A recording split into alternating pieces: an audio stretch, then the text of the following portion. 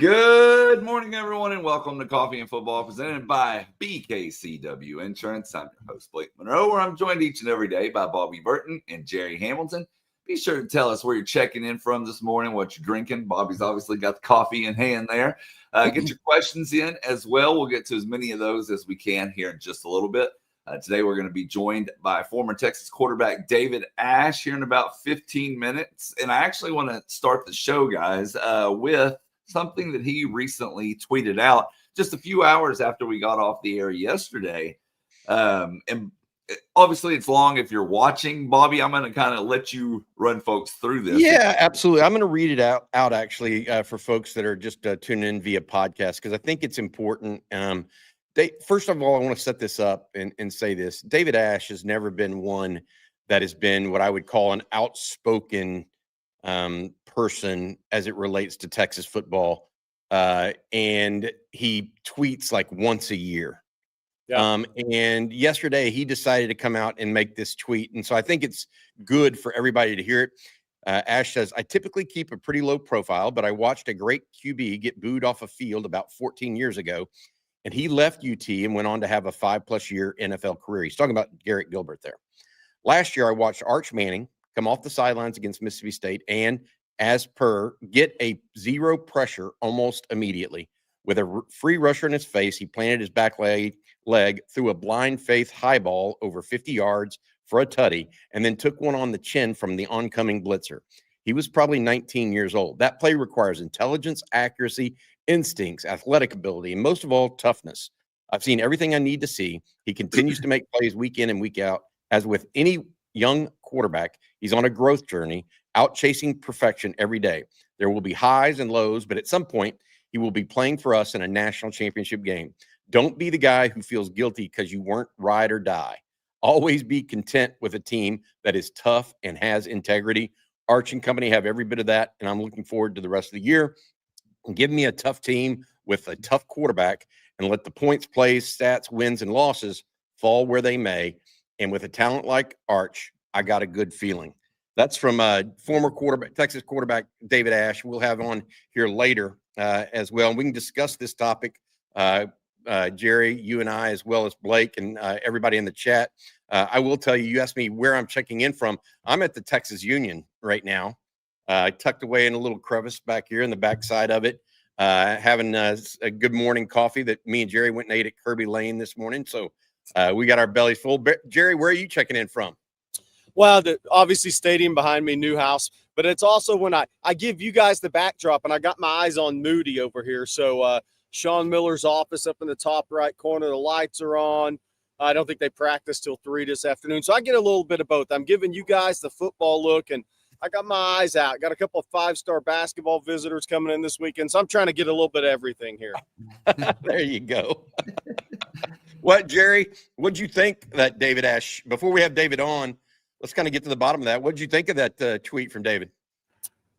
Yeah, so I'm really interested to hear what David has to say, right? Because he had such an interesting and unfortunate injury journey. I think he comes with a lot of, deep thought about being a quarterback at the University of Texas, the highs and lows of it, and the unfortunate part of the how his injuries and his concussions and his career. But I'm really interested to see what he has to say now, as far as what more in depth, what he said in that tweet. Look, I think the toughest thing for Arch Manning is blocking out all the noise. And we talked about this. He's going to be the most scrutinized college player we've ever seen. And I likened it to the Golf Channel breaking down every one of Tiger Woods' swings for how many years in a row, even though he's not a worldwide athlete. In the college game, it's going to be very similar, if not more, a little bit, because of YouTube and all the weekly shows and everything that's done on him. It's hard to block out all the noise. And, yep. and it's hard for everybody not to want to give him an opinion. The least opinions and probably the least people he talks to right now outside of the building may be actually the best thing for him. Yeah, I mean, that's a fair point. I mean, is he getting too much intel? I mean, sometimes it can be information overload, whether that's coming from, frankly, the fans and the critiques that you're getting from guys like, I don't know, Joel Klatt. Anybody that has a show. He says, what about you got two uncles that are pro quarterbacks that you think could probably give him some good tips, but that's combined with what his coaches are telling him and other people. And so I think that sometimes simple is the best approach, right? Fewer may mean actually more voices or a voice that's able to get through. So we'll see what he does this weekend. Obviously, some people are saying some nice things about David Ash in the chat right now, and I agree with them. I would also add that you can be ride or die and still be worried about performance, right? And so I don't think that, and I don't think David was taking that away from anybody. I'll be honest, I didn't get that feeling like he was trying to take that aspect away from folks. But it should be interesting to see what he has to say here when we talk to him in a little bit live and in person. All right, I need to tell you everybody about. I want to add one. I was just going to add one more thing. I was going to add one more thing. The toughest thing I think for athletes who have been very process driven is when things don't go well, not straying, but staying on the process with their process. I think that is so important right now to stay with your process. If you start, if time's a struggle, you get away from the process that got you where you are, I think it can set you back even further. All right, going to say thank you to our sponsor each and every Friday's Coffee and Football, brought to you by our friends over at BKCW. Today's show being brought to you by BKCW Insurance. If your business had a frustrating insurance or employee benefits renewal, most likely you didn't hear from your agent all year, and then right before it was time to renew, they delivered the bad news of a rate increase. When this happens, the agent is providing no value, and it's called the insurance trap. BKCW takes you out of the business insurance trap by providing your business with actual risk management consulting, not just price quoting. Operating out of its headquarters in Austin and owned by a UT grad, BKCW uses a 5-step process to identify your business's weak spots, design a plan, execute it, and monitor your situation throughout the year so that you can lower your insurance costs while effectively managing your company's risk. BKCW has already helped some of the most well-known construction companies, restaurant groups, breweries, nonprofits in Central Texas escape the insurance trap, and it all starts with a free risk assessment. Go to bkcw.com or send an email to info@bkcw.com to get started with a free risk assessment or claims audit and escape the insurance trap. Thank you to BKCW. They've been with us now for 2+ years. Appreciate them very, very much. All right, well, we're talking about David Ash, talking about Arch Manning. Sark took the podium yesterday, fellas, or I guess I should say the Zoom call yesterday, fellas. Yeah.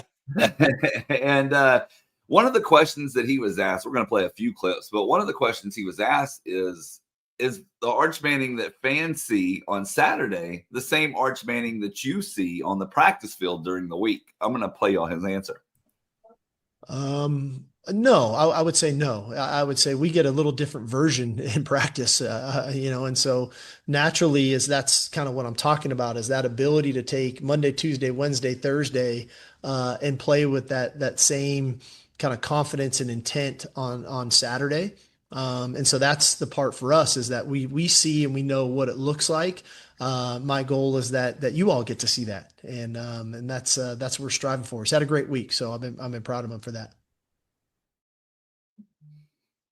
I mean, look, I think that's the most frustrating thing for a player going through something and a coaching staff is, look, and people have said, well, what does Arch look like in practice?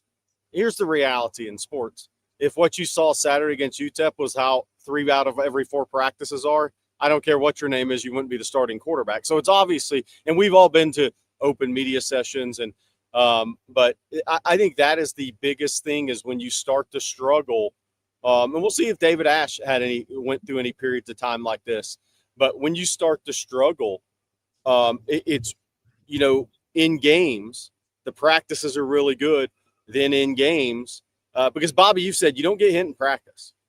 Yeah, no, you don't. You don't get hit. But and not that that's the issue, but it just means everything's moving slower.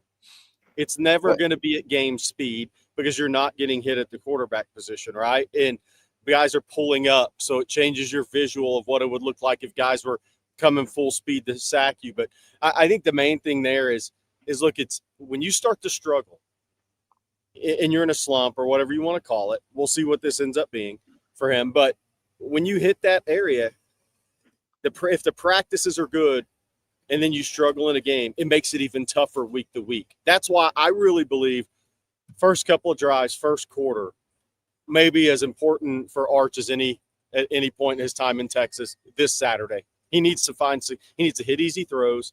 He needs to have success. He needs to see practice translate to game early Saturday so those doubts don't start coming in again.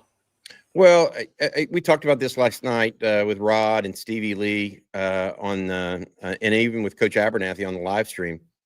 And I think that one of the elements that we saw with Arch is he seems to like mixing it up a little bit in the run game.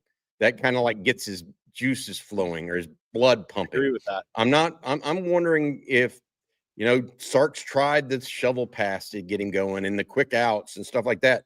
I'm wondering if a run early where he gets popped a little bit might be the answer. But look, he needs to revert, and we've talked about this, to just going and playing ball. He's a really talented athlete, really talented quarterback. That's all he needs to do is go be himself. And right now, I think that's why Steve Sarkisian says what he says, Blake, about not getting the same version in practice. It's not just game speed, Jerry, in my opinion. While there is that, it's just, a lot of what we're seeing, Jerry, is him being too fast for the game. So it's not that he's doesn't have game speed. He's actually sometimes getting off his first receiver before allowing them to even get open because he's trying to speed up the process. And that's just a quarterback that I think is not letting the game come to them and trying to force things and pressing, etc. So we'll see how that goes. But like you said, we'll talk to David Ash here in a few minutes. The next clip I'm going to play for you guys, Sark was asked which player. Actually, you know what? I'm going to start with this one. Sark was asked what he wants to see from this weekend, and here was his answer on that. Yeah, I mean, I think as always, we hold our guys to some simple things, and one is our brand or our style of football, right? That's fast, that's physical, that's tough, and that's smart, and that encompasses a lot. Don't get me wrong, but I think when you're playing fast, you know what to do and you can go cut it loose because we should be a fast team. I think the physicality in which we want to play the game in all three phases, I think is very clear. And that's not just at the line of scrimmage. I'm talking on the perimeter. That's perimeter blocking. That's tackling. That's the way we cover kicks. I think the toughness piece is the ability to persevere and overcome. Everybody thinks toughness is physical.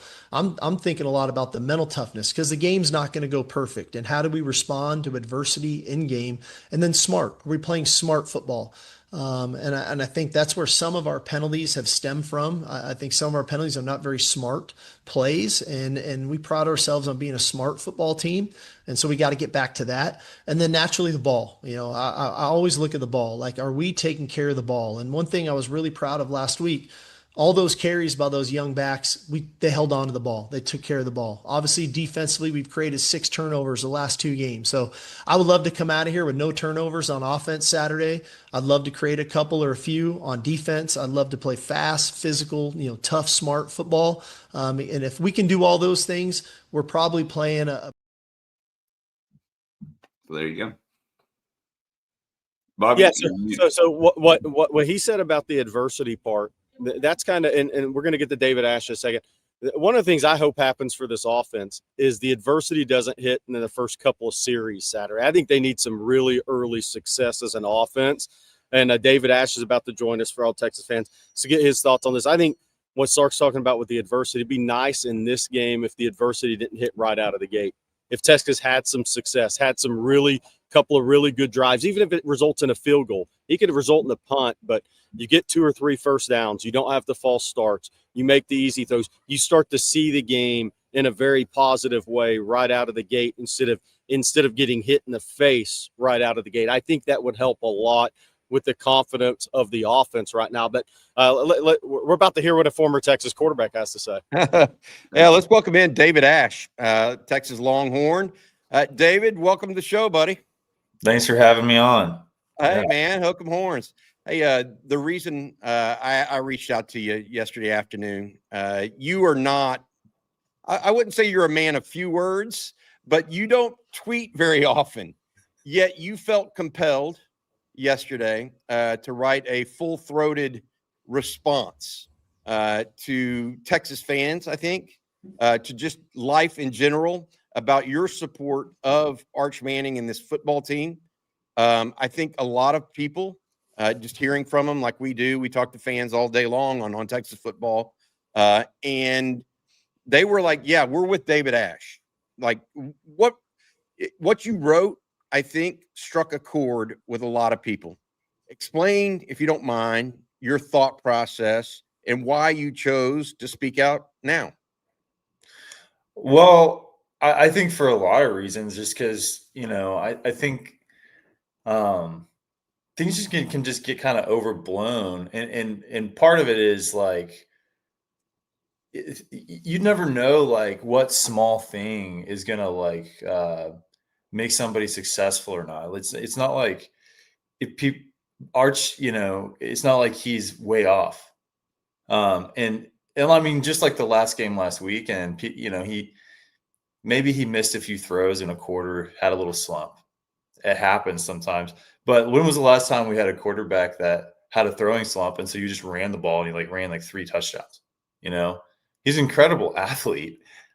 We still put up like 27, 34 points or something like against a UTEP team that I think upset somebody the week before. So it's not like he's really all that far off. His first start was against Ohio State, probably the number 1 defense in the country, and could have won it. Got stopped on the goal line twice. So I mean, we're right there. It's not like we're miles away. And here's the thing: is there's a little tweak here or improvement there that Arch can make, but there's sometimes whenever psychologically it turns into this big thing when it's not a big thing. It's like this giant mountain of a molehill. And, let's not be a fan base that gives like great players complexes over nothing. Arch is an incredible quarterback. And I'm pointing back to last year when I'm talking about the quote, because I even stopped analyzing Arch after I saw that play. I don't question whether or not he's an elite quarterback, because he did that coming off the sideline, recognized zero blitz, not easy to do all the time.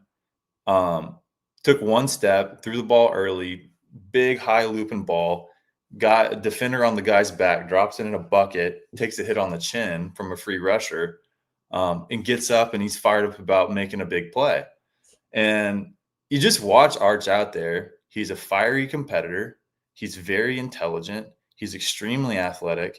And I've seen him go games where he was dialed in throwing the football, right?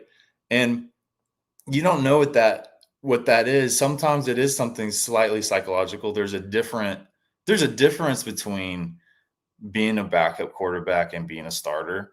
There's a bigger weight. You feel the weight of the whole season ahead of you, and kind of bearing that pressure the whole time. And you kind of have to feel like, how am I gonna wade through every checkpoint of this season and stay consistent, as opposed to coming in and picking my spots to, add to the team and be a creative.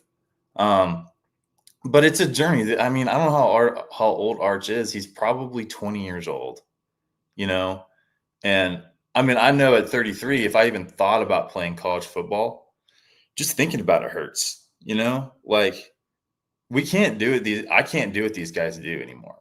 And none of us really can. And we have no idea really.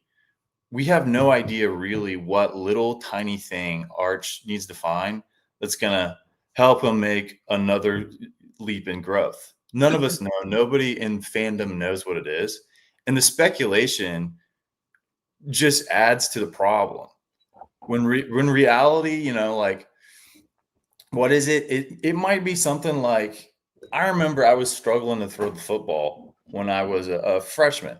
And I can hose it. I've been able to hose it my whole life. My freshman year, I'm like, I cannot throw a football, and I cannot figure out why. And then I finally started picking up on, like, okay, I'm in practice and I'm throwing pretty good, and I'm getting into games, and suddenly I can't throw, and I'm uncomfortable, and I'm like, my jersey's all jacking with me. And so I would be like, hey, can I get a bigger jersey? This like thing's strapped to me so tight, I can't move my arm above here. And couldn't get it. I'm a freshman. I feel like I'm asking too much and all this kind of stuff. And finally, by the time I'm a sophomore, I'm like, I am never playing a game where my shoulder pads are tight. And so I took a tape cutter and I ripped I cut my jersey. They said, if you do that, we're going to make you pay for the jersey. I was like, I don't care. I can't throw a football with the jersey this tight. I started throwing the ball better. It might be something as stupid as that. You don't know what it is. I think for me, looking back when I started, I was a horrible freshman quarterback my first year. I don't know if people were like, I was one of the only Texas freshman quarterbacks. And so like I held records, but it was because like I was one of one, And so I threw more picks than I threw touchdowns, I think. I took a lot of sacks. And then I made a giant leap from that year to my sophomore year. And I went from like, I don't know, it was like 6 touchdowns and 9 picks or something like that my freshman year. And my sophomore year, I was like 19 touchdowns and 10 picks or something like that. So completely flipped it. My junior 19 year, and 8, you really flipped it. and whenever I was a junior, when I got hurt, I was 7 touchdowns and 2 picks. So these leaps happen like in the off season. In the season, man, Arch is like, he's in a routine from the coaches, and criticism has a place in the development of every quarterback and every player. But that's the reason there's a coach. The coach knows Coach Sark knows Arch inside and out. He knows exactly where he needs to improve. He knows what's going to make him go to the next level. And it's probably like 1 to 3 small things that Arch needs to work on it. And probably most of those things just have to come with game time and experience. Arch, another thing I ran into is I'm not as good of an athlete as Arch is. Arch can really run. I could run okay, but Arch can really run the ball. And he can rely on that. And I'm grateful for that because he can make a lot of plays, but he doesn't probably feel compelled to take the risks down the field that a lot of quarterbacks do because he can rely on his legs. And over time, he's going to feel more comfortable with some of these throws, but like he doesn't have to force it. Luckily, we have like a really high grade quarterback that can hold the ball a little bit and move around and not force the things. We have a great defense, not to mention that. So there's just so many things coming together. And if people calm down, you'll see Arch just gradually get better throughout the year. The more time he stands on the field, the more comfortable he gets with just being the guy week in and week out. The more he sees, the more he's gonna be fine. Like, and if and this is my main point, is if you're a Texas fan and you want Arch to be successful, be positive. Like be the kind of person that you want your football team to be. Be the kind of fan that you want your football team to be. Like if your football team hung their head so fast every time something went wrong, what kind of football team would you have? Like not a very good one. They would have absolutely no ability to have perseverance during adversity. And as like Longhorn Nation, we all play a part in that. We all got to come together and like flip the script a little bit and be able to be that school that's like when things are going bad, we pick each other up. Arch is just a person. He's a 20-year-old kid, who's an incredible athlete with a great arm. And I've seen him. I've seen what I need to see, and I know it'll come out. Because the other thing I've noticed about Arch is he doesn't really blink. I'm not worried about him giving into this moment of adversity at all. He's got like a great support system. But if we all just like calm down a little bit, it's going to actually take this giant problem we think is there and go about this big. And Arch will be able to make like 1 or 2 adjustments and he'll be ready to go. Hey, David, what you said was it's so well said. It brought up a question from the chat, which only somebody who's been in your position can answer. So Connor VS. So David, how does a QB get out of his own head on game day? Because you talked about your struggles from freshman year to sophomore year. When you're going through those struggles, how do you get out of your head? Because playing quarterback here behind me, it's different. Yeah, it's a tough situation. And I mean, part of the problem is like the axioms behind the question that this guy's asking. You know, if you walk up to like a great 3-point shooter who hasn't made a shot in a while, and you go like, why can't you hit a 3 anymore? Now it's in his head. Oh, I can't hit a 3. You know, like maybe Arch isn't in a funk. We have no idea how he's grading out on games. He might be doing exactly what the coaches are asking. And I ran into that a lot of times. I remember where I was running the game plans the way the coaches wanted me to. The fans don't know that. You know, I was doing what I was supposed to do on the play. I was very coachable. And especially as a young quarterback, Sark might still be like not wanting to put all of the offensive responsibility and output on the quarterback yet. He might be doing exactly what Sark wants him to do. And the fans are taking it as like having expectations this high, right? And Sark going like, well, I think we function as a team if Arch handles this much of the responsibility. And so I'm going to tone it down a little bit. I'm going to tell him, don't take risks. Don't try to fit it into positions. It's okay if you miss some throws. We have a great defense. You're a great athlete. We can win games by playing a little more conservative. We have no idea what their game plans are. We have no idea how they see things. And Arch might actually be performing really well behind the scenes, and we don't even know it. So, you know, it's this idea, you know, like, hey, you know, why are you angry? You know, oh, I'm not angry. Why? Yeah, it seems like you're angry. Well, now I'm angry. You know, why are you in a funk? Who says I'm in a funk? You know, like like the bigger we make this thing, the bigger it is. It's not actually there. It's not real, you know? And so every time somebody asks that question, it just adds to it and adds more to it. And it's like, man, at the end of the day, there's 11 guys versus 11 guys. You throw the guy to the open, you know, throw the ball to the open one, run the plays. It's not that complicated. And it gets overcomplicated real fast because you're like panicking. And the question comes from a place of panic. Sark doesn't seem more. That's a great point. I mean, we lost to Ohio State, who, from what I've seen, is the best team in the country. And we played them toe to toe, and we should have beat them. And everybody's freaking out. Welcome to Texas football, David. Welcome to Texas football. That's you know, I love, one of the reasons I liked your tweet yesterday is, you know, you talked about the real caliber or what you really look for in a quarterback. It's not necessarily all quarterbacks can throw, or else they wouldn't be playing quarterback, right? Now, some can throw better than others. I'm not trying to say, you know, everybody's Colt McCoy, right? But what you really defined that I loved is you talked about toughness in Arch and what you saw in that aspect of him. It wasn't so much the beautiful right arm, right? Mm-hmm. It was the fact that he like was willing to go out, take that hit, and show that he's willing to give it up a little bit for the team. And even when you describe him as a runner earlier this season, that's an aspect of his game that, to your point, well, everybody's upset about what they're doing, and then all of a sudden he runs for a couple of touchdowns, right? And I think he's the team's leading rusher going into the game 4. So there are aspects of this that football isn't all about making the perfect pass. It's about being a team leader too. And I felt like that was part of your discussion point as well. Yeah, no, like I think people are so focused on outcomes and like instant gratification and all this kind of stuff. But what leads to outcomes that we like is character, virtue, and, you know, and the greatest one of those to me is toughness. And Arch is tough and really talented.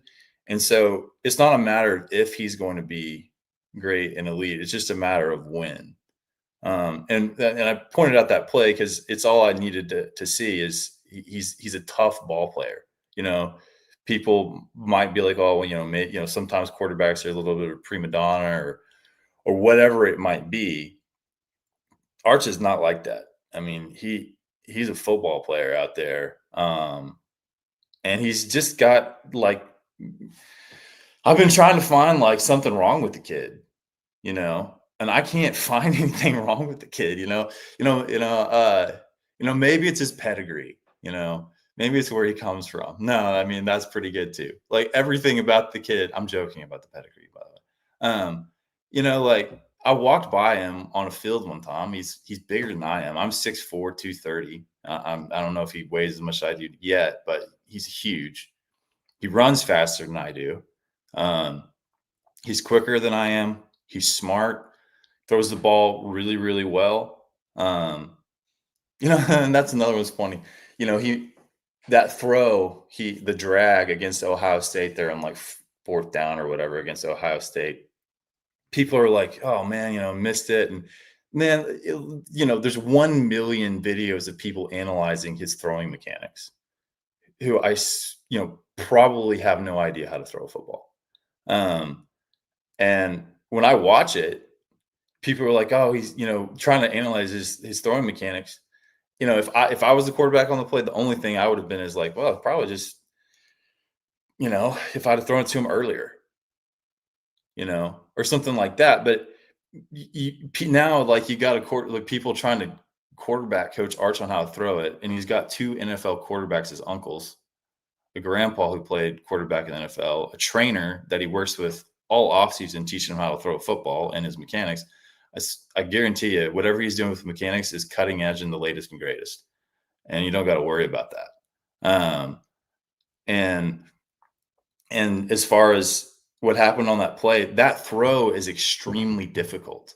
People are like, oh, it's a 5-yard throw. Okay. That's your last read on a play. Okay.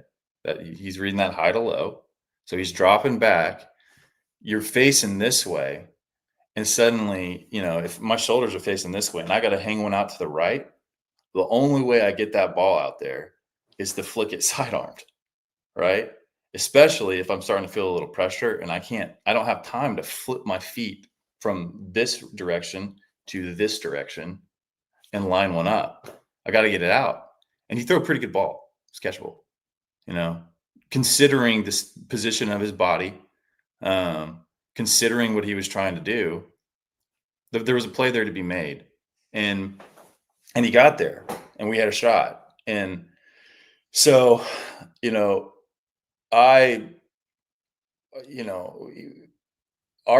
we can create a lot more positive energy around these quarterbacks, because, and that was one of the things I said in that tweet, is I was sitting on the bench when I watched a quarterback get booed off the field and never get back on the field again.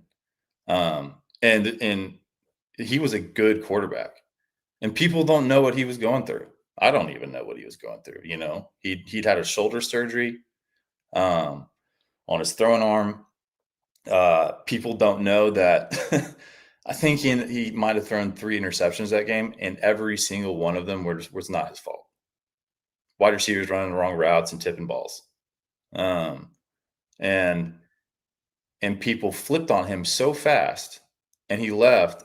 And I ran into him at a mini camp at North Carolina, and he was healthy. His shoulder was better, and he threw. I think his completion percentage in that mini camp was like over 90%, and he wasn't checking the ball down. He was throwing 20-yard digs. He was throwing go balls 45, 50 yards down the field consistently and hitting everything. And that was a guy that we booed off the field and he never came back.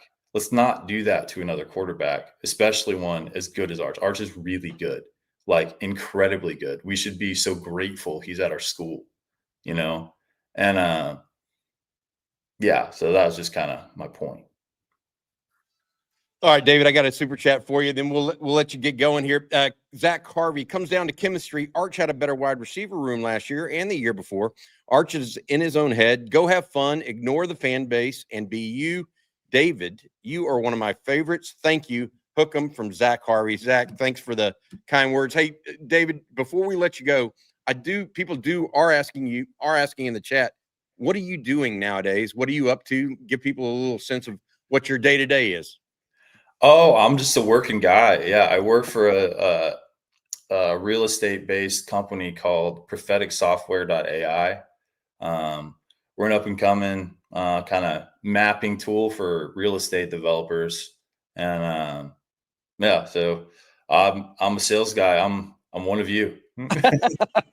David, thank you so much, bud. You have a good one. I appreciate that. And by the way, thank you for the tweet yesterday. Thank you, David. I think that's what I wanted to say as much as anything by having you on here, dude. It's good when guys like you still care and want to still have that burnt orange blood, if that makes sense, bud. So yeah. Thank you so much. Well, appreciate you guys having me on, and looking forward to the rest of the season. All right, hook up, David. Take care of yourself, buddy. All right, good stuff, David Ash. Good guy, good insight there. That look, how many people have played quarterback at the University of Texas in the last 25 years? What, 15 people? Yeah, he's one of them, and you're gonna hear from him more than anybody. All right, before we have our next guest, which is Brian Irwin, I want to say thank you to the folks over at Mint Mobile. If you're planning your 3-day weekend for Texas football games, your wireless bill should be the last thing holding you back. That's why you can make the switch to Mint Mobile. It's the wireless plan I sent my son off to college with.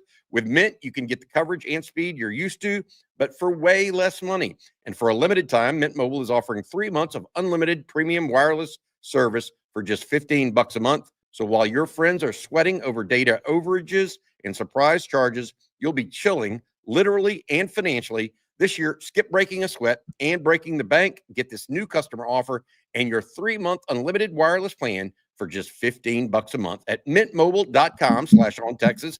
That's mintmobile.com/ontexas. Upfront payment of $45 is required. That's equivalent to $15 a month. Limited time new customer offer for first 3 months only. Speeds may slow above 35 gigabytes on unlimited plan. Taxes and fees extra. See Mint Mobile for details. That's mintmobile.com/ontexas.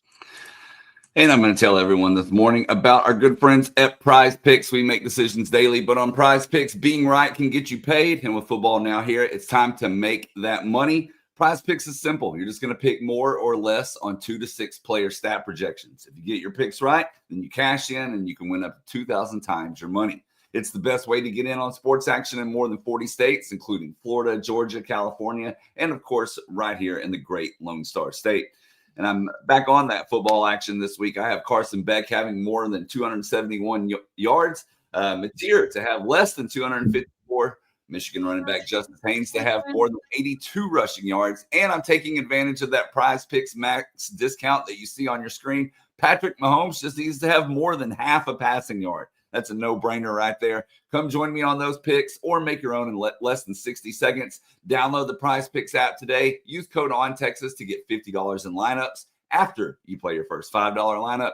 Again, code ONTEXAS to get $50 in lineups after you play your first $5 lineup. And that's Prize Picks. Run your game.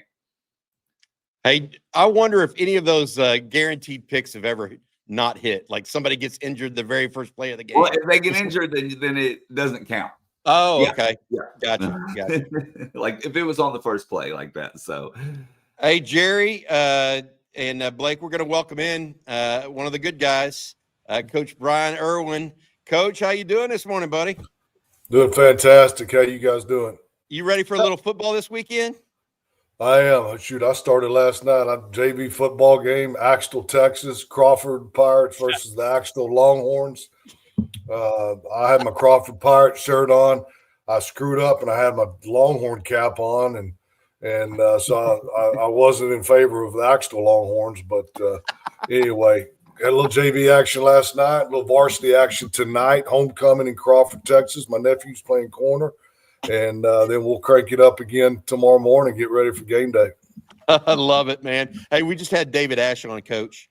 I know you know David a little bit and have followed his career.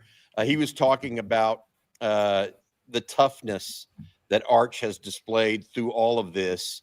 And, you know, I think that's an aspect of a quarterback that you can never get enough of, actually. In all this turmoil and adversity we see, and that's something that Sark mentioned on Monday, Arch has proven to be a little tough. I mean, he's still willing to run the ball in there and get hit, even in the fourth quarter. What do you take away on that? And then I want to ask you some questions on defense today too.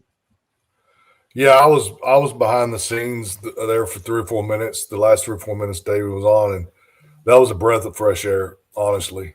And that's what I appreciate about you, Bobby, and Jerry, and Blake, and what you guys are doing, and what we're doing on the show, because it's such a hard balance to come on here as a media guy or whatever you want to call us to a certain extent.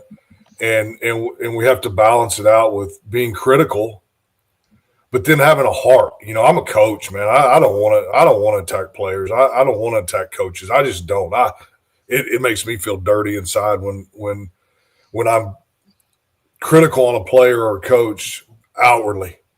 Outwardly in front of the public. It really is difficult for me, and it's just a breath of fresh air. The balance that you're bringing to the show. Yeah. And I really appreciate that. David Ash is as good as they come. He's a class act, and what he said was so true. And this is a team sport. It's the ultimate team sport. There's 11 guys out there at a time, and it's very, very difficult to orchestrate all 11. And just like you said with those interceptions, and all 3 of them were receivers running wrong routes and tip balls. None of them were really on the quarterback. So. We got to stand behind Arch. We're going to stand behind Arch, period. And we're going to defend him. We got to be loyal to him. And the loyalty is defending when he comes under attack. That's the ultimate form of loyalty. I always said loyalty is the most important 7-letter word in the English dictionary. And loyalty is not just not talking bad about someone. It's defending them when they come under attack. We're a believer in him. We got to stand behind him. And someone commented earlier in the week on one of your shows or one of the articles. I can't remember which one it was, and it might have been the lunch with the coach. And they talked about the man in the arena, and that is so apropos. I mean, it's about the man in the arena. In this case, it's the Texas Longhorns. At the quarterback position, it's Arch. At the center position, it's Hudson. At the tight end position, whoever it is at each position, it's about that kid, and he's the man in the arena. And it's not the critic that counts; it's the man in the arena whose face is marred by blood and sweat and tears. That freaking gets me going, and that's who we need to be. So I don't know if I answered your question, Bobby, but that's my heart. No, I love it, Brian, because I'll tell you what, when I first got in, I came from like you were on the football student analyst, then GA at Texas. I was in the video department, but I was breaking down plays and sending them on to people at Texas. And I'll never forget the minute I decided I left the University of Houston as a assistant for GA for the recruiting department after I left Texas, right? And I'll never forget the minute I went into media, that was actually the quote I took with me from Theodore Roosevelt. Was it? So I'm now media, but it's not me. It's not the critic who counts. That's right. It's the man in the arena. And so I think I've carried that with me. Thank you for sharing that, by the way. All right. We got some questions coming in and whatnot for you. Blake, you have some? Yeah, so Nathaniel Gomez with Super Chat Thinking Nathaniel says, do you think that Sark maybe tries a different game plan tomorrow? Coach? I mean, I think his game plan is going to be just as effective tomorrow as it was against Ohio State. What I'm saying is the attempt is the same. It's what defense do they run, is an even or odd front. That dictates what type of running plays that you're going to come with, whether it's an even front or an odd front. Some plays draw up better versus even. Some plays draw up better versus the odd in the run game. And then passing game as well. What type of coverages do they hang their hat on? What type of coverages do they run on first down? What type of coverage they run on third medium? What type of coverage they run on third short? What type of coverage they run on third and long? So his game plan is all based on those tendencies. And what fronts do they run in these situations? What coverages do they run in these situations? And so the game plan, is tweaked a little bit every single week based on the opponent's tendencies. But his desire to score points and make the scoreboard go ding, ding, ding is the same every single week. Hey, Coach, I got a question for you. Because despite all the success you had, not every player always had the highest level of confidence. Guys went through peaks and valleys, right? And I know it's a totally different deal than being in the fishbowl at a place like the University of Texas, but what did you do if you had a guy that went through some struggles? What did you kind of do from your head coaching position to help that guy? And two, how important is it actually to have a really clean, good offensive start Saturday night after last week? Yeah, I'll start with the second part, Jerry. I think it's going to be pretty important that we kind of get going. Because the tension then will start creeping in the air. The boo birds, will start coming. And not that they're booing Arch. I mean, they're not necessarily booing Arch. They're booing the production of the offense. Right. And internal, I'm not going to boo out loud, but internally, I'm booing. I'm like, this stinks. We're really bogged down. We're really, really highly ineffective here. But so, yeah, I think we need to get going, get the train rolling early, whether it's with the run game, the pass game, different forms of pass, quick game, RPOs, down the field shots. I like to see us get the ball over the middle of the field. I just don't see us throwing the ball over the middle of the field right now, especially to the tight end, and getting that big body. Those big body tight ends are never covered. They just can't be covered because they're going to get separation from linebackers, and then the safeties over the top of them. Even though they're glued to the back of them, they're open. So that's what we always said. Tight ends never covered. Doesn't matter how close the defender is. Tight end's always open. I was fortunate to coach Caden Smith, who played at Stanford and played for the 49ers. He was never covered. And then secondly, Jerry, I think the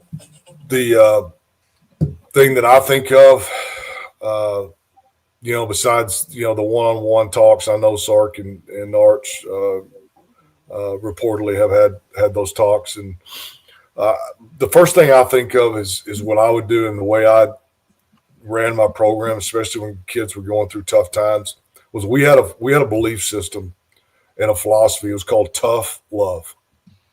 And and everyone's heard of tough love. Everybody's thrown that term around, but I'm a firm believer. If you're going to have a term like loyalty, the most important 7-letter word in the English dictionary, it's not just about what you don't say about someone. It's how you defend them when they come under attack. That's how we define loyalty. Tough love was defined. We will not accept you as you are. We will only accept you for what you can become. And through that process, we're going to guide you, love you, and encourage you to be the best that you can be. That's what I would do with Arch. Arch, I'm not going to accept you as you are. I'm only going to accept you for what you can become. And we all know what you can become. Through that process, I'm going to guide you, love you, and encourage you to be the best that you can be. Wow. Well said, Brian. Man, I almost don't want to go on to defense now, but I told you prior in a text prior to this that I was going to go on to defense and talk a little bit about that. Defense has clearly been the strength of this team thus far this year. What are the aspects of the defense that you think are working and working at a high level? Which ones do you think need to come on a little bit? Where do you sit with the defense as a whole, Brian? With the pass rush, we're having some impact. We're not getting home like we want to get home yet, but just affecting the quarterback is sometimes good enough and can win you championships. It can win you national championships. It can win you Super Bowls. Just, having an effect on the quarterback. And with that, I'm going with this. Our DTs, we need to get a little more push. from those guys inside. I see our edges really close. They're getting there. They're almost there. But the more that we can get a little bit more push with our DTs in the pass rush game, that just makes it that much easier, and it makes the corner that much deeper for the edge to make that turn. Because if the quarterback's able to step up in the pocket, then your edge rusher just can't get home. He can't make that turn. That geometry just doesn't work. So if we can get a little more push from the inside, now the quarterback's not able to step up. Now that geometry works just a little bit better for that edge rusher. Golly, I just haven't seen many weaknesses. We're tackling well. We're covering well. I've seen some exploitation of Gilbo a little bit, the other corner. Muhammad's playing great. The safeties are playing great. Our inside linebackers are playing great. Keep turning the ball over like we started that trend. A couple of weeks ago, and we're so physical and we're so fast and we're so strong. We're gonna create turnovers because we're just a little bigger, faster, and stronger than our opponent right now, and so that helps promote turnovers. And then when you start adding the really aggressive strips and punches and things like that, so I don't see many weaknesses, but that defensive tackle push in the pass rush game would probably be number one. Hey, Coach, all the talk is always about when an offense is vanilla, right, against G5 opponents. But there's not a lot of talk about defense being vanilla. What you've seen from the Texas defense the last 2 weeks, what you've seen from PK in the past, how much do you think he's potentially holding back? How much have we not seen? Yeah, I think he's been more vanilla than we have on offense. Defensively, we're lining up in a four-man front and, kind of a 4-2-5 look and playing really, really vanilla, not a ton of pressure. And that's great if you can do it, because watch the Philadelphia Eagles. Now they won the Super Bowl. They rushed 4 every single snap of the entire game. They never brought 5. They never brought 6. So that allows you to maximize your drops and your coverage, and then still get a rush and affect the quarterback. So I was always a favor of that type of defense. Play technique, play fast. Hey, yeah, you know where we're going to line up, but you don't know it as well as we do. But yeah, there's no doubt he's got some more exotic pressure packages that can be coming. So we've been very vanilla on defense, and that's a good sign. And it's important to do that because we're playing a lot of guys right now, a lot of young guys and a lot of bodies. So, just let them play, let them get lined up, let them take their first step, let them anticipate what they need to anticipate, and let them play fast, play what you see. I mentioned that on lunch with the coach. Play what you see. That was a huge deal with us, your eyes. Just play what you see and adjust your technique accordingly. Brian, before we let you go, we got to ask you your prediction for the game. His favorite tomorrow. Part of the show. Yeah, this is. I went I'm all out there. I'm all in. I went 56-0. I feel like Texas is going to get ready to put one on Sam Houston State, kind of exercise some demons, get Arch rolling. Defense going to create some turnovers, all of those things. Where are you at on this game this weekend? Yeah, I'm not very good at this at all. It makes me really uneasy also. But I think the only week I did halfway decent was against San Jose State. I was pretty close on that one. But I'm saying 52-3. I think we're going to get it rolling. Our defense is going to shut them down. We're going to get the train rolling on offense, and I see something like 52-3. I'm with you, Bobby. Yep. It's time, man. It's time to move on. Hey, Coach, I appreciate you, buddy. You bet. Thank you, guys. Hook 'em. God bless. Monday for lunch with the coach. Thanks, Coach. It is the man in the arena that counts, not the critic. By the way, good stuff. Old time. I'm calling. Coach will hit me. Old time football coaches, meaning he's retired. Those guys still love a JV football game, even if they got family members playing. You got to really love the game to love a JV football game. I just got here to tell you, because that's not the best. That's not the prettiest level of football. That's a ball lover right there. All right, let's see here. Jerry, I'm going to let you tell everyone about Ridge this morning. All right, so let me. I was thinking about how to start this read driving over here. So this is it.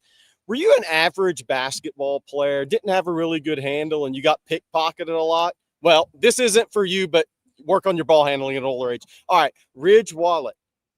This is the wallet you want. Tell us a story about your Ridge wallet. If you got one, please do that. Losing your wallet is the worst. But with the Ridge AirTag attachment, you'll always know exactly where it is before panic mode kicks in. Ridge isn't just about wallets. They create everyday carry essentials like key cases, suitcases, and rings, all built with the same sleek, durable design. No matter what you pick, Ridge has free shipping, a 99-day risk-free trial, and a lifetime warranty on all their products. For a limited time, our listeners get 10% off at Ridge by using that code ONTEXAS at checkout.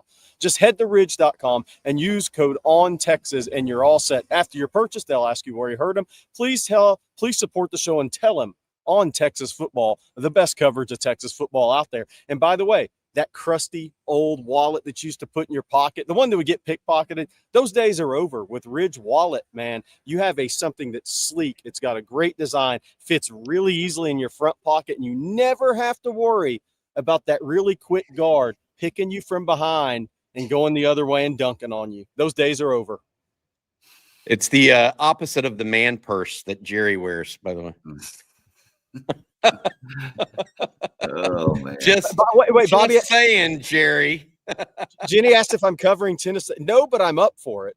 All right, Bobby, tell us about Duck Camp this morning. Yeah, absolutely. Duck Camp makes gear for folks who like and love being out there, whether that's in a duck line at sunrise or on the 40 acres for a Saturday kick.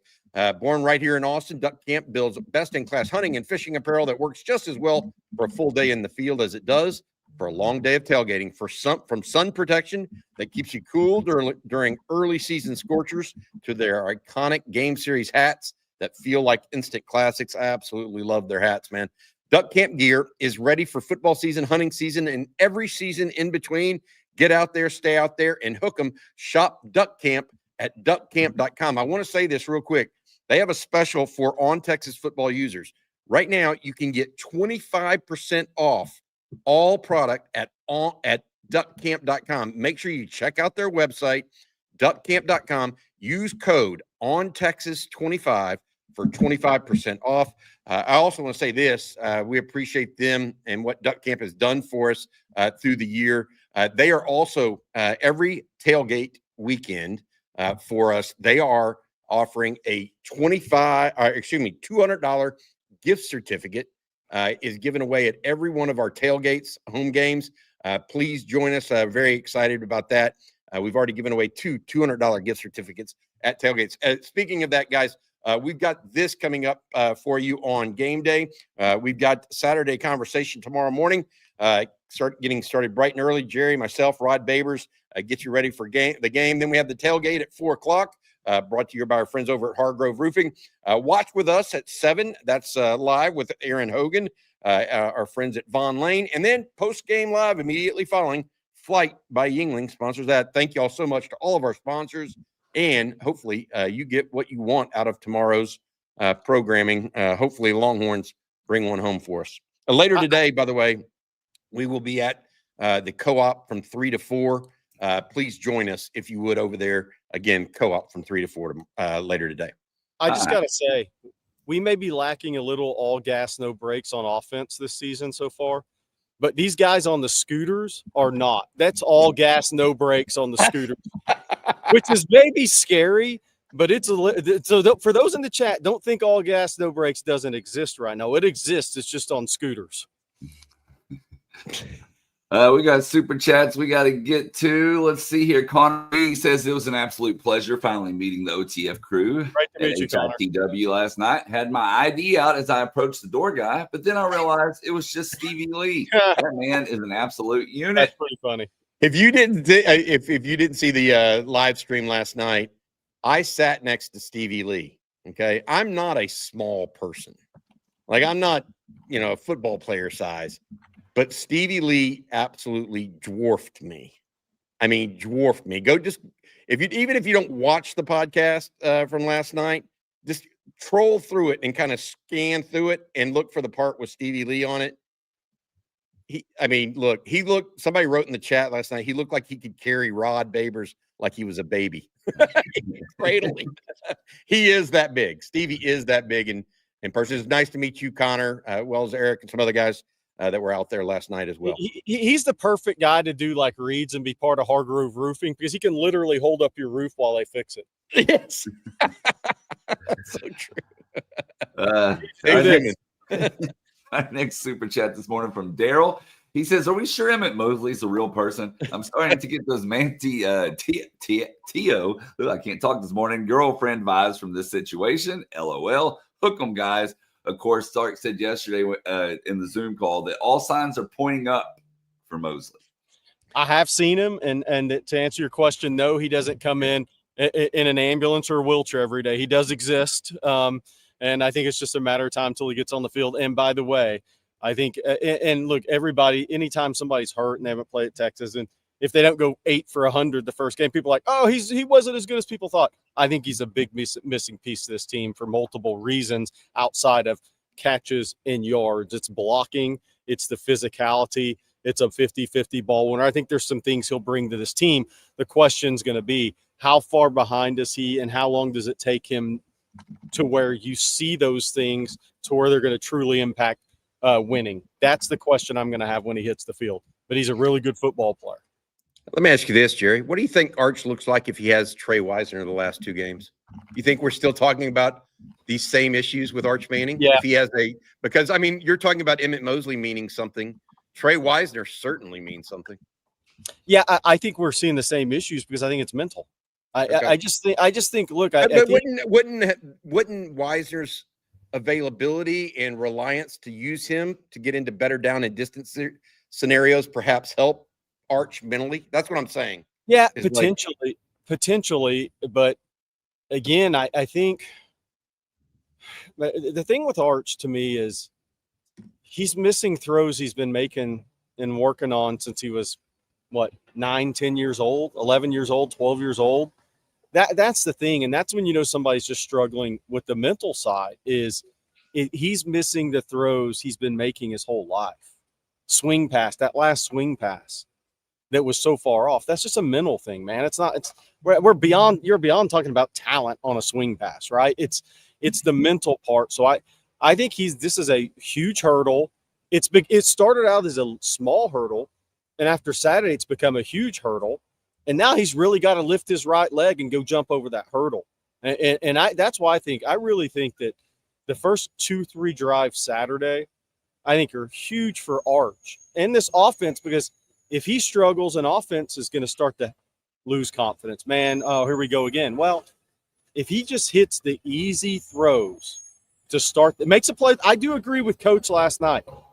A run early in this game, I think that helps the team too. If he runs over a safety, falls forward, gets a first down, I think that energizes his offense too. But my thing with him, it's just the simple plays that he's done his whole life. And I'm not saying all plays are simple when you're being rushed, but people know what I'm saying. He's got a hurdle he's got to get over mentally. And once he does, and I do think that'll happen, I don't know when, but when that happens, you're going to see a totally different player. All right, our next super chat this morning. Let's see here. Comes from S. Flynn. Can this adversity galvanize this offense? Hell yeah. Yes, absolutely. Fundamentally.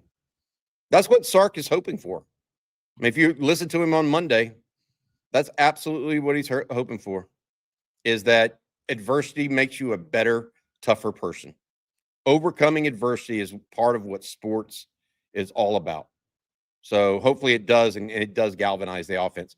Will it?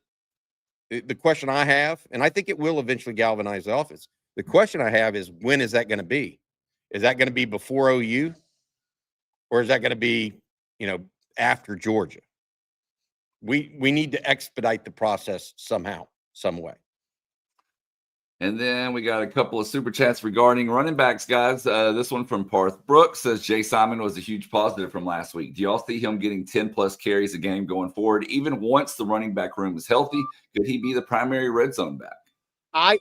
You know what? That's a great super chat. Based on this last week, if we see more of it this week, and no, these are the buses coming this morning, but no, I think he is. I think no matter when Wisner and Baxter get back, if he has another good game this week, I think you're going to see more of James Simon every week. I think he's got some really instinctive running ability. There's two parts to that, and I do think this week, that's one of the things I'm looking for at Sam Houston State. Does he get a chance inside the 5 to run the football? Because I think instinctively he could end up being your goal line back. The only way, Bobby, that's interesting about a freshman running back is they took him off the field in some obvious pass pro situations last week. It can't be obvious to when it's run pass, especially when you get into the SEC play. You could get away with that against Sam Houston, but you can't get away with that against Oklahoma and Georgia and the teams on your schedule after that in SEC. So they're going to have to be able to be comfortable leaving him in pass pro situations. It can't be obvious run versus pass when he's in a game and when he's not. Then your offense is easier to start no matter how good, talented your running back is. I think that's part of it. I do see him getting 10-plus carries this week. I don't know that he'll get 10-plus whenever Wisner is back fully, because I do think he's a reasonable facsimile for Trey Wisner. They have a lot of very similar traits in how they run. So I don't know that he'll get 10-plus once it comes back. Just a dude, this was from yesterday, right? Yeah. Right, Blake? Yes, correct. If Trey Wisner hits 1K this year, this will be a second year in a row he's done it with missing games or not starting. Would he be considered one of Texas's top running backs? Sorry for the late question. Yes, he would be considered one of the top running backs. I don't know if you're talking about of all time. That's a big hill to climb at the University of Texas, frankly. I mean, no offense to anybody, but I mean, you got guys like Jamal Charles, Cedric Benson, Ricky Williams, Earl Campbell, Deontay Foreman had 2,000-plus yards in a career. Bijan Robinson may be the best running back in the NFL today. That's just a hard hill to climb, a large one without being and putting up some really, really big numbers. But I will say this, Trey Wisner is a great asset to the University of Texas and to the football team at large. I really believe that. And then Naaman Roberts with super chat says, "Hey fellas, please lift up our family for the tragic loss of Alex Roberts, the Houston Police Department officer who was hit on his bike escorting. He also has a twin who is an officer in Baton Rouge as well." So sorry. Sorry to hear that. Anytime someone loses their life in the line of duty, it's just horrible. Best to you and yours, Naaman. Yes. And Rocky P with the super chat says, "Forget all the technique stuff and scheme. The most important thing I want to see from the offense tomorrow is to have fun. I want to see them loose, and then they will let loose. Hook them." Amen. I think that is the absolute toughest balance in offensive sports, not defensive, but offensive. Is, when you don't have the success expected, then it causes maybe a hint of doubt or lack of confidence, brings a little tenseness, right? And I think we're obviously the quarterback's getting the bulk of it, and in this case, it was always going to happen. If Arch has any struggles at all, we've talked about for 2 years. There's no reason to talk about it anymore. But I think I see other places on this offense where there's some lack of confidence in what you're seeing, what you're doing. And that is the toughest thing in offensive sports, is what you said, is continue to have the joy for the game and have fun in the game through times of struggles. It's almost impossible to keep the balance. That's why I really, truly believe it doesn't have to be a big play. It could just be a really crisp drive. And I know Sam Houston's terrible on defense, but it's so important in the first couple of series to have a really good drive, and where you experience that success on that 3rd and 3, you don't have a false start. You don't have an illegal motion. You complete that 3rd and 3 for 5 and move the chains. Simple things right now that equal 7 points early in this game and kind of get the confidence, kind of get the smiles going early in the game, I think is going to be huge for this offense Saturday night. And I hope it's the first series of the game. I think they need it. And then let's see, next super chat from Nick Ray this morning. He says, my son Garrison turns 16 tomorrow. First off, happy early birthday to your son Garrison from all of us at On Texas Football. Says his favorite player is still Xavier Worthy. We love the show, fellas, and we'll see you at the tailgate. And speaking of the tailgate, John with the super chat says, what time does the tailgate start on Saturday? Also, does Colin Simmons get going? What about the young receivers? And do you see James Simon going over 100 yards? So tailgate, I think, gets started around 1 or 2. It's a 7:00 kick. I will probably be out there around 3. Personally, I don't know everybody else when they're getting there, but please come join us. Obviously, Steve Sarkisian spoke at length yesterday about how well Colin Simmons practiced on Wednesday and Thursday. If that's not a tell, I don't know what is. So I'm expecting big things from Steve Sarkisian from Colin Simmons on Thursday. I do think that this is going to be a chance for James Simon to get above 100 yards. If I were taking the over on any running back rushing for 75 plus this weekend, it would be James Simon over Jarrett Gibson and Christian Clark. Although I did hear from behind the scenes, Clark had a improved game week over week. They liked some of what they saw. I'm not speaking negatively of Jarrett Gibson, but just what I heard. And then what was the last question there, Blake? Simon over 100 yards. Yeah, I answered that one. Okay, sorry about that. Trying to get through I'll take the over on that. By the way, Jet Jones said Jerry's worried about somebody sneaking up on him. I am never getting in a yellow school bus again. So yes, nobody's ever put me in a yellow school bus ever again in my life. I hated those as a kid. So I am worried that somebody's going to come put me in a yellow school bus. It's not happening. Don't think about it. Hey, we hadn't brought up the recruiting graphic. Can we do that real quick? Hang on. I've got to get going, Jerry. Okay. Yeah. And I need Bobby to tell us about BKCW one last time. Yep. Absolutely. BKCW is our sponsor for today. If your business had a frustrating insurance or employee benefits renewal, that's called the insurance trap. BKCW takes you out of the insurance trap by providing you with actual risk management consulting, not just price quoting. Operating out of its headquarters in Austin and owned by a UT grad, BKCW uses a 5-step process to identify your business's weak spots, design a plan, execute it, and monitor your situation throughout the year so that you can lower your insurance costs and effectively manage your company's risk. BKCW has already helped some of the most well-known construction companies, restaurant groups, breweries, and nonprofits in Central Texas escape the insurance trap, and it all starts with a free risk assessment. They offer one now. Go to bkcw.com or send an email, info@bkcw.com to get started for a free risk assessment or claims audit. Escape the insurance trap. And I wish I was staying around for Jerry Hamilton's recruiting update because I know it's going to be a big weekend on the 40 acres, but I've got to go into a meeting right now. Jerry, I'll rewind this later. We'll talk about it more. And we'll talk about it more at the co-op. Special thanks to David Ash and Coach Brian Irwin today. I thought both guests were absolutely terrific. Sorry, Bobby. We'll see you later. And Blake will end the show with the recruiting update. How about that? Well, real quick, I need you to answer a super chat, and then we'll get to that, and then we got to get out of here as well. So I think tight ends have caught 10 passes so far this season, says Alex. We know Sark is holding back some offense until SEC play. Could this be a big reason for Arch issue since the tight end passing game is a big part of his offense? I do think there's a lot being held back on offense. I venture to say there's a lot of things being practiced that aren't being used or called in a game right now. And so it's going to be interesting to see. They've been repped a lot in practice. They haven't been needed or used in games to this point.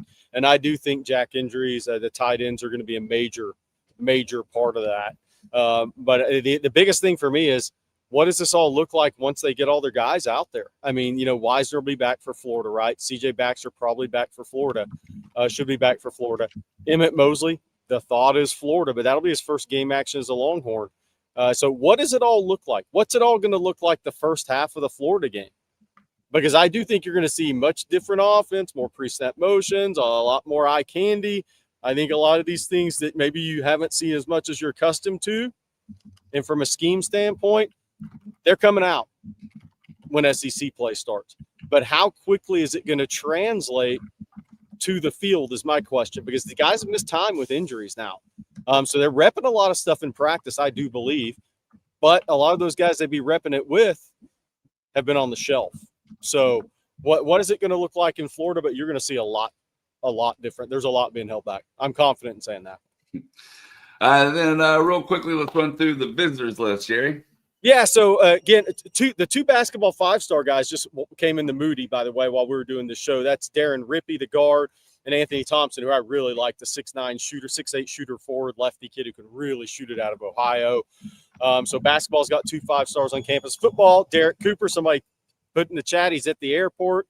Yep, him and his family are coming. This is the bye week for Chaminade Madonna. Got you in a Chaminade Madonna chat.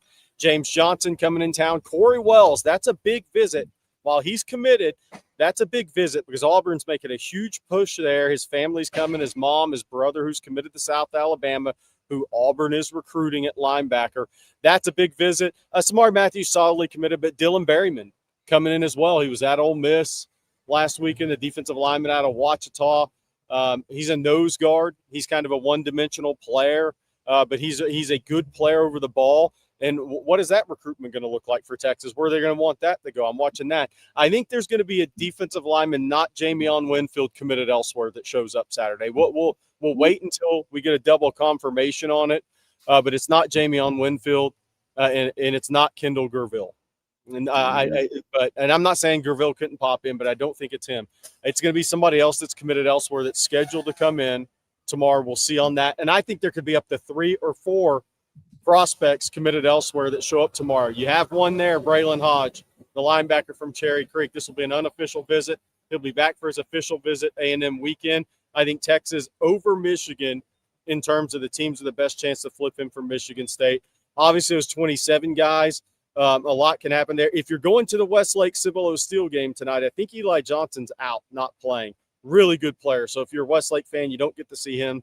Steele's got some really good players on that team, though. But big-time offensive linemen, assuming all these guys make it in. There'll be a couple others in 27 come in. Really good offensive line group coming in tomorrow. But it's a big weekend of visits. Yeah, Derek Cooper, the official visit. That's going to go great. James Johnson, Corey Wells, Dylan Berryman, and then the guy that's going to show up, that's a possibility that Texas could make a run at. I still think that's kind of in the balance. But big weekend coming up for the DLs, and we'll talk more about it from at the co-op this afternoon. That's right. Well, that's going to do it for today's episode of Coffee and Football presented by BKCW. We want to thank them along with Duck Camp, Ridge Wallet, Prize Picks, and Mint Mobile for sponsoring today's show. Of course, thank you all for tuning in as well. As Jerry said, they'll be back at the co-op here in just a little bit to answer more of your questions, so be sure to tune in for that. And then we got you covered all game day tomorrow, as you saw just a little bit ago. Hope you all have a phenomenal weekend. We'll be back on Monday morning. So for Bobby Burton and Jerry Hamilton, I'm Blake Monroe, and we'll see you then.